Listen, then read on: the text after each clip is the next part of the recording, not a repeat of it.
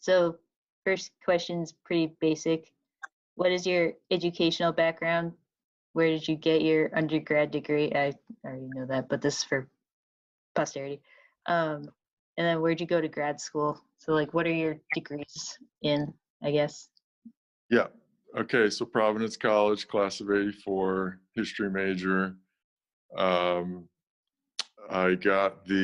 was an award at the time. I don't know if it's still around. It was basically a top history student, which I was fortunate to get. So that was exciting.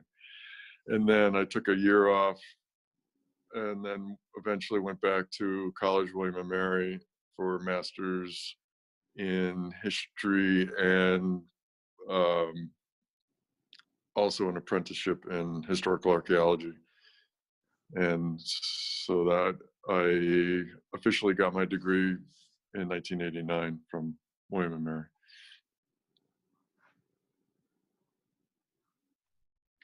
Cool. So you have already mentioned like one internship, but what are the internships that you've done as a student and like as a post grad?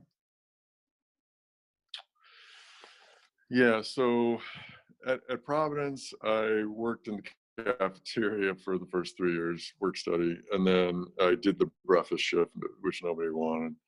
And then I did a little internship with the college radio station. I forget the name of it now. WDOM? Yeah, but I kind of got fired from that. Oh. For the music that they wanted me to play. So then my senior year, I decided to just try to get out of the cafeteria business and get something history related. So I worked at the old Rhode Island State House for I guess it was the Rhode Island,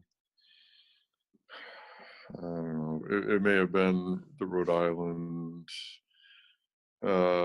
State Historical Office. I'm not sure the name of it, but so I worked in the archaeology lab in the basement and basically was working with artifacts that had already been dug up from an Indian site in South Kingston, Rhode Island, and helped to catalog and clean artifacts. And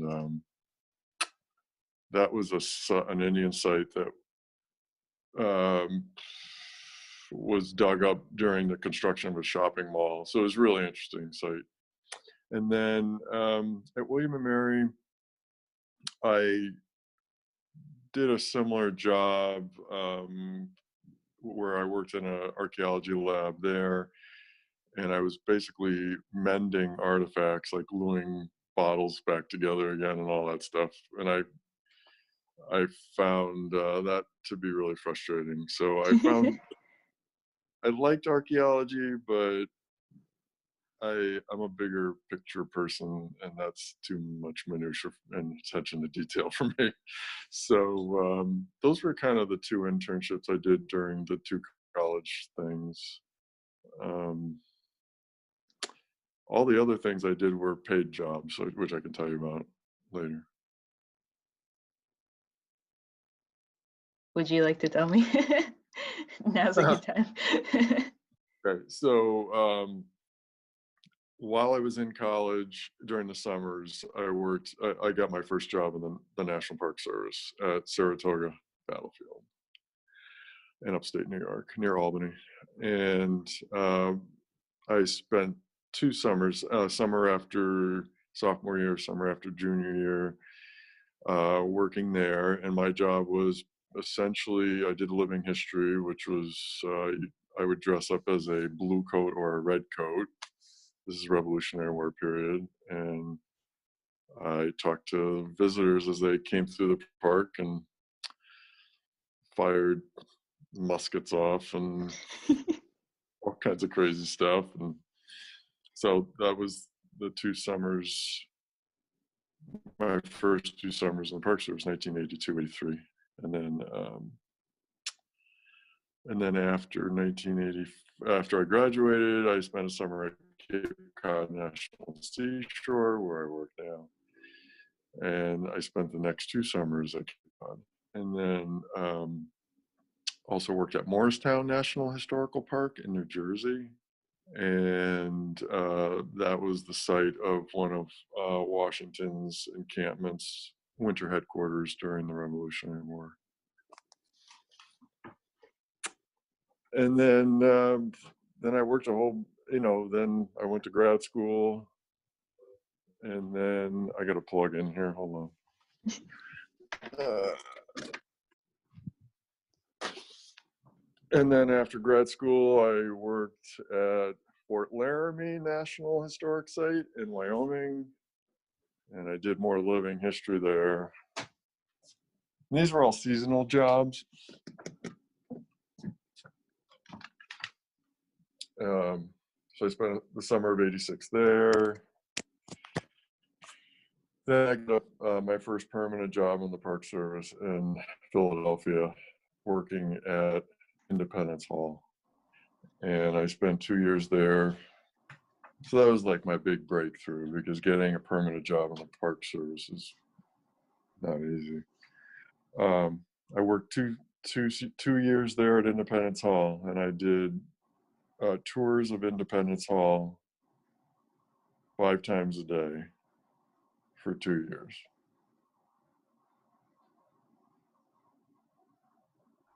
So you're a history person, you know about Independence Hall and all the stuff that happened there. And then I went, then I transferred to another history job in Morristown, New Jersey again, where I'd worked before as a seasonal, and then came to Cape Cod in 1988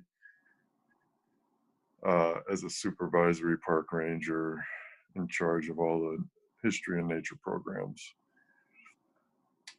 I was in that job for 2 years, and then I got another job, a promotion to Lowell National Historical Park. And I helped run one of the visitor centers at Lowell. That's the site of, textile industry history, labor history. And then in 1992, I came back to Cape Cod in charge again of the education, nature, history programs.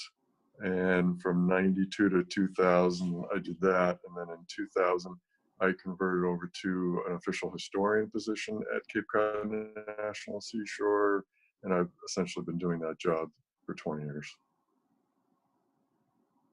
Cool. So it was a long, windy road there for a while. I think I counted moving. I think I lived in 13 places in 5 years. Wow. And trying to obtain the permanent, stable Park Service job. So is that just kind of the nature of national parks jobs? You get moved around a lot. Yeah, right. So it's usually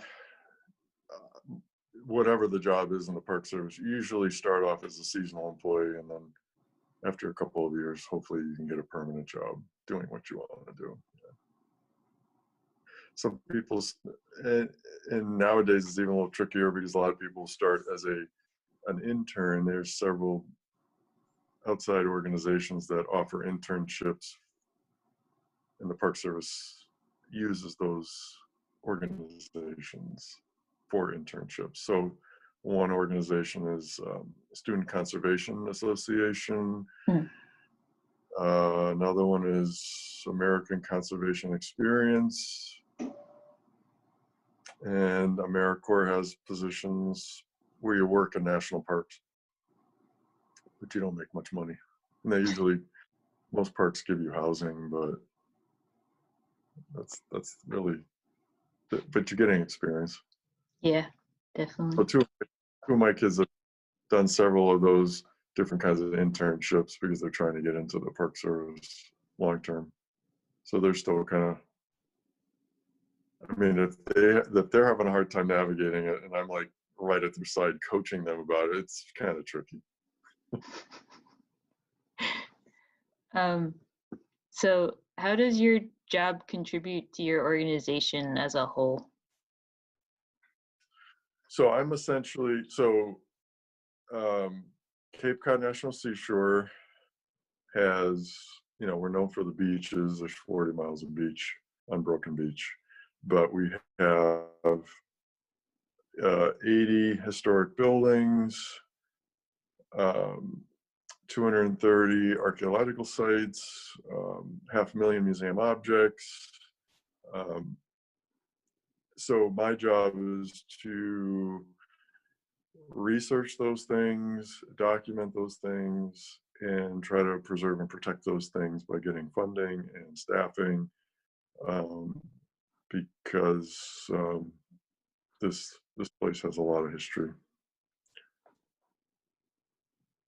So I'm basically the primary person that is I'm the spokesperson for the park for anything historical. So. Are those people hard to come by, like staffing? Because I feel like a lot of people would want to work in the National Park Service because it's, I don't know, interesting.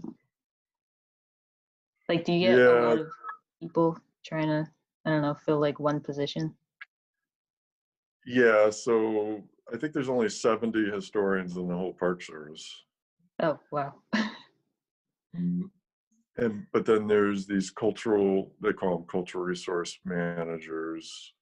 But yeah, the National Park Service is the premier history organization in the federal government. We run the National Register program. We obviously preserve and protect some key historical places: Gettysburg, Statue of Liberty, Independence Hall. And we help tell all those stories of American history. So you would think there'd be a lot of cultural, historical staff to do all that, but it's pretty limited. So we rely on volunteers a lot. We rely on interns.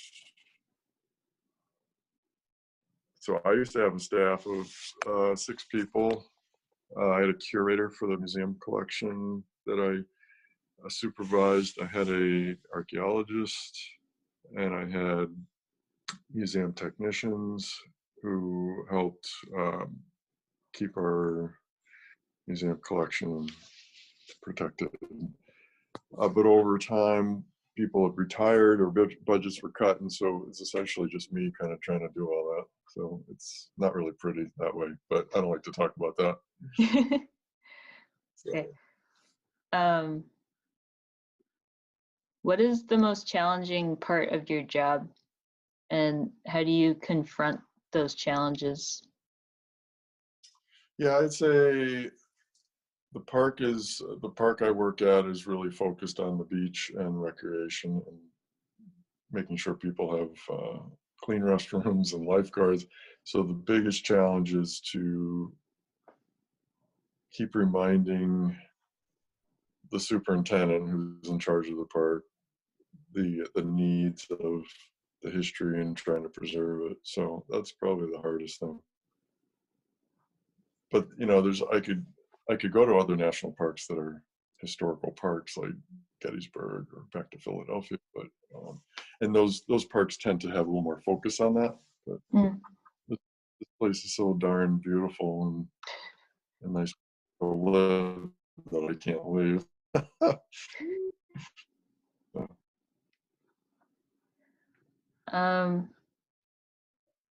What would you say is your favorite part of your job, and what do you find to be the most rewarding?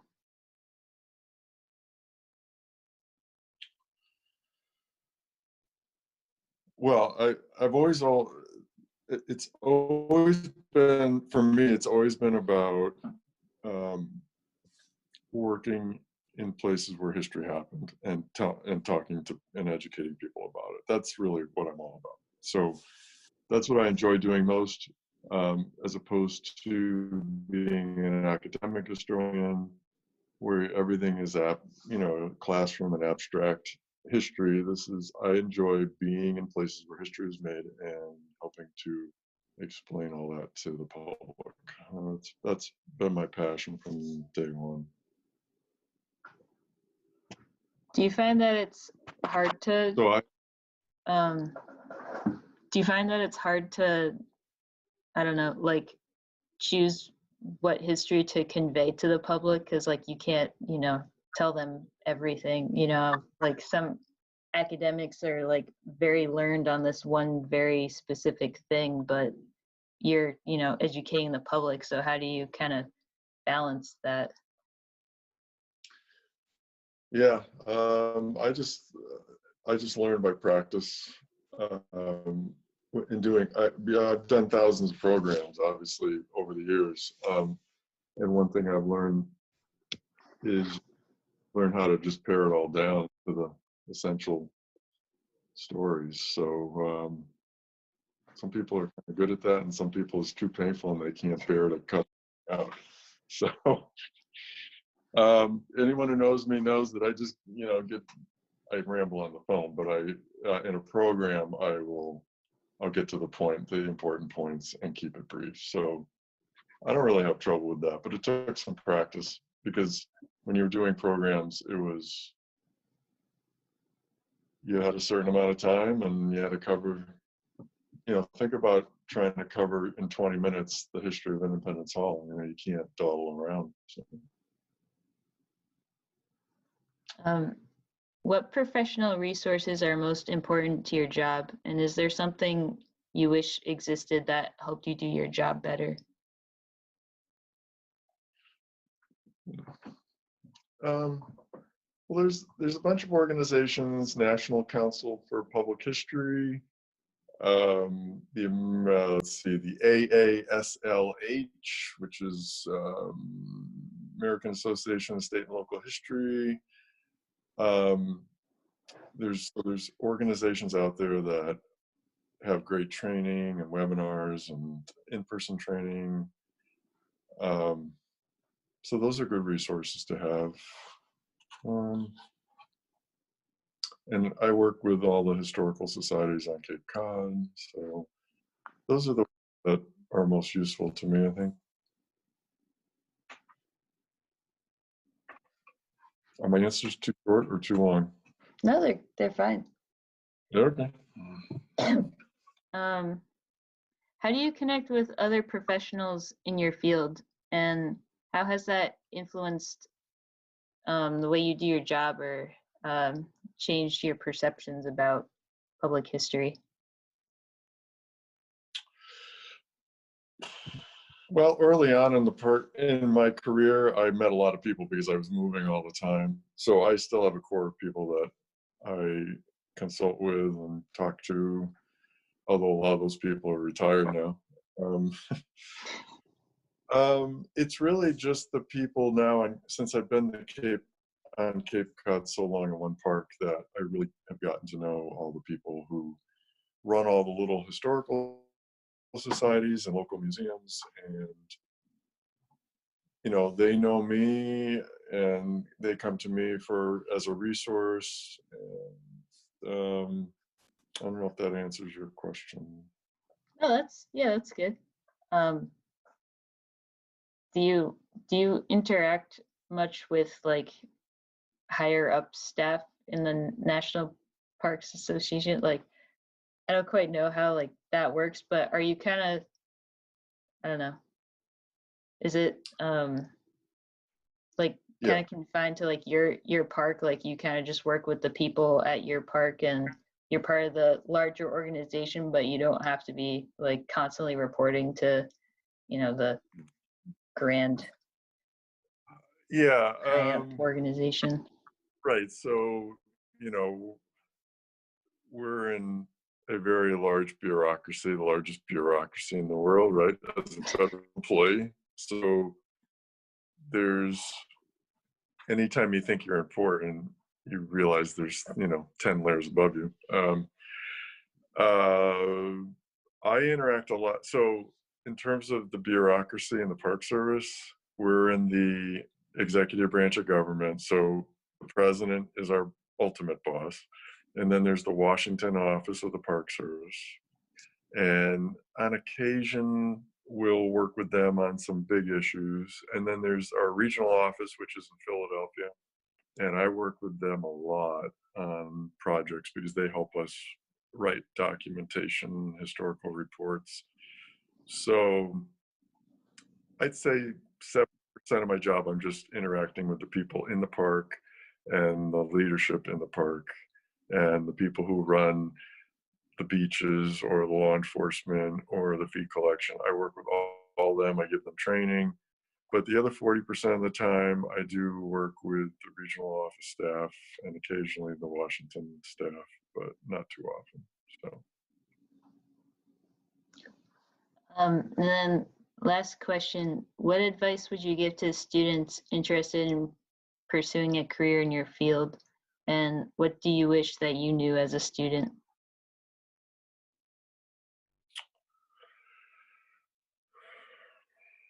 um, well, couple things. You really don't know what you like, so you got to keep doing internships or seasonal jobs or something. You, you can't just abstractly kind of decide or figure it out because you just never know. Um, you got to follow your passion and what you think you're really interested in. A good, to me, a good gauge of that. What do you do in your spare time? Like, at least academically. Um, and that will usually tell you what you're really interested in. It takes a while, but don't rush it. And internships are great. Got to be willing to travel a little bit, get out of your comfort zone. Uh, and sometimes the hardest jobs are the most beneficial when you look back on them. And so if you think it's an internship that might be tough, a little out of your comfort zone, you should try it. Because that's where you really learn about yourself. At least for me, anyway.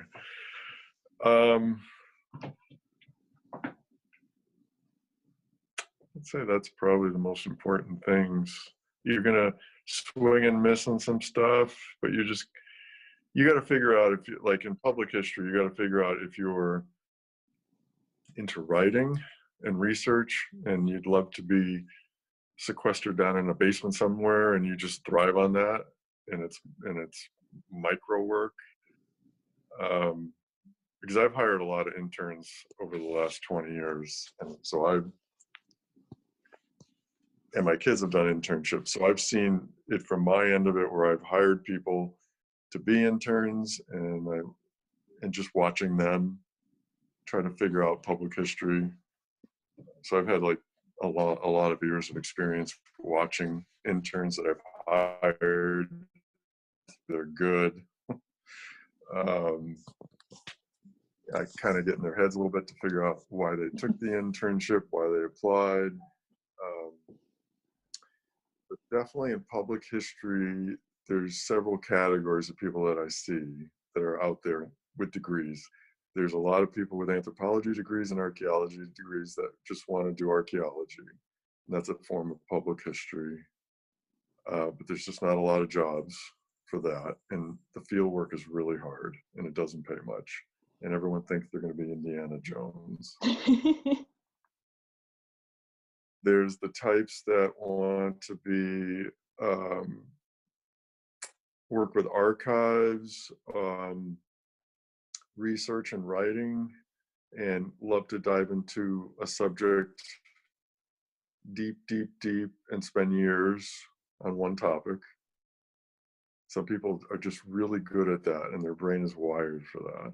So you have to discover whether you're like that or not. There's other people who like to just think broadly and be educators and teach people or kids about history in museums or parks. And I've had interns that come in thinking they want to do like a curator, like never sees the light of day, but they come out of it saying, God, that was boring. I want to talk to people about history. I want to work in places where history happens. So there's been that. There's people who really love old buildings and want to be historical architects and love everything about historical architecture. And so they may end up working at a place like the place in Delaware, Winterthur, which is a great place for historical architecture, or the decorative arts. So there's all these little fields: history education, archaeology, architecture, curatorial museums, archival research. Those are all like mini disciplines within public history. And you have to try to figure out what you're good at and what your passion is. So I've seen a lot of people think they want one thing, then switch to something else. I've had a lot of people go on who thought they liked museum objects and museums, but ended up they just wanted to be a librarian. So your personality, your temperament, and what you think you're really good at, and what gets you excited every morning to go to work. So you have to, that would be my big piece of advice. You have to try things out, because you're never probably quite sure. You have this vague thing that you like history, but you have to figure out how you want to apply that, or else you might end up being in a position you really don't want to be in. Cool. All right. Well, that's all I have on my end. So thank you for taking your time to talk about your life and job history and everything. Yeah. So the little story about me almost leaving Providence, I don't even know if Tom knows this, but so I was a history major right from the right from the start. And then sophomore year, I had this internal crisis, and I thought I was getting afraid of history. I liked history, but I was afraid of just being kind of trapped in some classroom or some place where I was just researching, and I kind of wanted an outdoor component to my life in my job. And I had this thing where I was going to plant trees, and I was going to go to forestry school. So I applied sophomore year. I applied to go to Paul Smith College, upstate New York, really good forestry school, and I got in, and I was ready to pull the trigger on and just pulling the plug on history and Providence and everything. And then at the last minute, I said, no, I'm going to stay with history, because that's kind of my core. But I consoled myself by saying I'd get a history career in a national park, so I'd get that outdoor field type. It wouldn't be an academic position. So it was kind of an early fork in the road for me. So. That's funny. I like kind of did the opposite. Like I started with I thought I wanted to do environmental science and like used to be in the sciences, and then switched to history, but still kind of have that hope of maybe being outside and like doing something in a national park. But that's Yeah. funny, because like I was looking at forestry programs and like environmental science programs, and then I don't know, I got into PC and I got a good scholarship, so that kind of answered some questions. Yeah.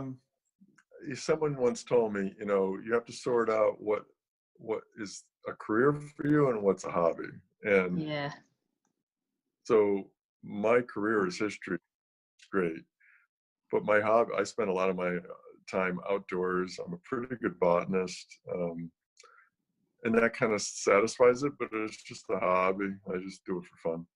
So I struggle with that, and I didn't realize until later that, okay, not a career, but a hobby. It's cool. So anyway, I hope that helps, and good luck Yeah, with definitely. it. And Thank you. what are you thinking about next step then? Maybe grad school?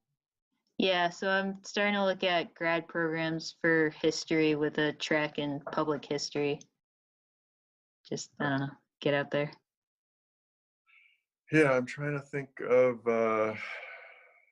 because public history was just kind of emerging when I was getting out of college. It wasn't really a formal field yet. Trying to think of what schools nowadays have good public history programs. I know I think there's one, George Washington University, maybe. I can't remember right now, but any good schools that you can find right now that might have that? I've been looking at UMass Boston because I don't know, it's No, close, but they've got a program. So, yeah. I'd like to not end up like halfway across the country if I can help it. But there aren't a ton of programs that really have public history. Like it's pretty much always like a subset of a master's in history. You can like take some public history classes, but some programs have more classes or more of a focus on it compared to other programs. So it's a lot of exploring and comparing right now. Yeah, I know when I was